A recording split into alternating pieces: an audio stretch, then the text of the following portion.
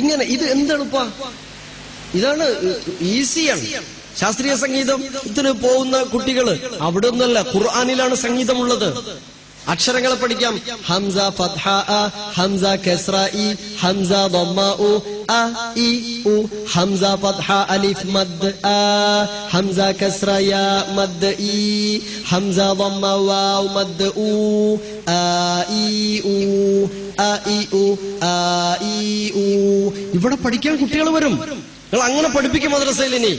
എങ്കിൽ കുട്ടികൾ വളരെ താല്പര്യത്തോടുകൂടെ കുട്ടികൾ പഠിക്കാൻ മുന്നിലുണ്ടാകും. ഖുർആൻ തജ്വീദ് കുട്ടികൾ ആ ഒരു മനസ്സാന്നിധ്യത്തോടുകൂടെ അറിയാതെ തജ്വീദ് പഠിച്ചു പോകും. ഇത് തജ്വീദിന്റെ ബേസിക് പാഠമാണ്. അക്ഷരം ചിലതും പെരുപ്പിച്ച് വലുതായി പറയേണ്ടതുണ്ട്, ചിലത് നേരിയ തോതിൽ ലൈറ്റായിട്ട് പറയേണ്ടതുണ്ട്. അക്ഷരം ഹെവി ആണെങ്കിൽ അതിന്റെ അലിഫും ഹെവി ആയിരിക്കും. അക്ഷരം ലൈറ്റ് ആണെങ്കിൽ അതിന്റെ അലിഫും ലൈറ്റ് ആയിരിക്കും. സൂറത്ത് മുർസലാത്തിലെ 20 മുതലുള്ള ആയത്തുകളിൽ ശ്രദ്ധേയമായ ചില ഭാഗമുണ്ട്. ഒന്ന്, അലം നജ്അലിൽ അർദ കിഫാതാ അഹ്യാഅൻ വഅംവാതാ വജഅൽനാ ഫീഹാ റവാസിയ ശാമിഖാതിൻ വഅസ്ഖൈനാകും മാഅൻ ഫുറാതാ. വ്യത്യാസം എവിടെയാ? ശാമിഖാതിൻ, ഷീനിനും അലിഫ് തന്നെ, ഖാഇനും അലിഫ് തന്നെ. നമ്മളെ പഴയ ഓത്ത് വജഅൽനാ ഫീഹാ റവാസിയ ശാമിഖാതിൻ, ഷാമിഖ ഷാഖ ഒക്കെ ഒരേപോലെ അല്ല. ആ അലിഫിന് അക്ഷരത്തിന്റെ സ്വഭാവം അലിഫിനും നൽകപ്പെടണം. ശാമിഖാതിൻ وأسقيناكم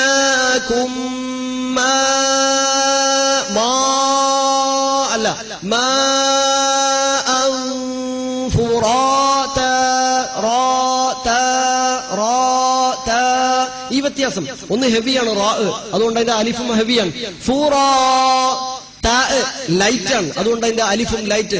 ഫുറാതാ ഫുറാതാ വഅമിലുസ് സാലിഹാതി സാലിഹാതി എന്നല്ല, എല്ലാം വളരെ എത്രമാത്രം ഹൃദ്യമായിരിക്കും തജ്വീദ് പാരായണം ചെയ്തുകൊണ്ട് പാരായണം ചെയ്യുമ്പോഴുള്ള വ്യത്യാസം. ഇനി അതിന്റെ മദ്ദുകളെ പരിശോധിച്ച് നോക്കുങ്ങള്. ഈ അലിഫ് മദ്ദായിരുന്നാലും യാ മദ്. സൂറത്തുൽ ഹാഖ നമ്മൾ എങ്ങനെയാ ഓതിയത് ഇന്നലെ വരെ?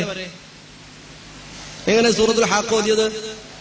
അൽഹാഖ മൽഹാഖ വമാ അദ്റാക മൽഹാഖ. നല്ലോണം തജ്വീദ് അറിയുന്ന ധൈര്യമുള്ള ഒരു സഹോദരൻ തൊട്ടപ്പുറത്ത് റൂമെന്ന് കേട്ടാ പറയുക എന്താ ആക്കാനാണ്? ഒന്നും ആക്കാനാവൂല. സൂറത്തുൽ ഹാഖ ഓതേണ്ടത് അൽഹാഖതു മൽഹാഖ